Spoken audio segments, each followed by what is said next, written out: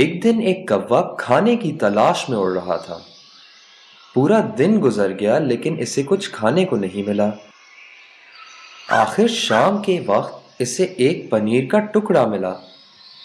کوا بہت خوش ہوا اور پنیر کا ٹکڑا اپنی چونچ میں دبا کر ایک درخت پر جا بیٹھا۔ اسی وقت وہاں سے ایک لومڑی کا گزر ہوا۔ لومڑی بھی صبح سے بھوکی تھی اور کھانے کی تلاش میں تھی۔ کوے کی چونچ میں پنیر کا ٹکڑا دیکھ کر لومڑی کے منہ میں پانی بھر آیا۔ اس نے سوچا کہ کسی طرح یہ پنیر کا ٹکڑا حاصل کیا جائے۔ پہلے اس نے کوے کو سلام کیا۔ کوے کی چونچ میں پنیر کا ٹکڑا تھا، اس لیے وہ خاموش رہا۔ پھر لومڑی نے کوے سے اس کا نام پوچھا۔ کوا پھر بھی کچھ نہ بولا۔ پھر لومڑی کو ایک ترکیب سوجھی۔ اس نے کوے کی تعریف کرنی شروع کر دی۔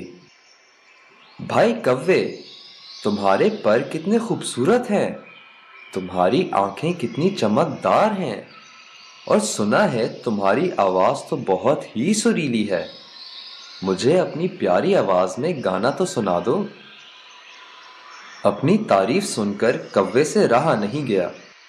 اس نے لومڑی کی بات کا یقین کر لیا اور گانا گانے کے لیے جیسے ہی اپنا منہ کھولا، پنیر کا ٹکڑا اس کی چونچ سے نکل کر زمین پر گر پڑا۔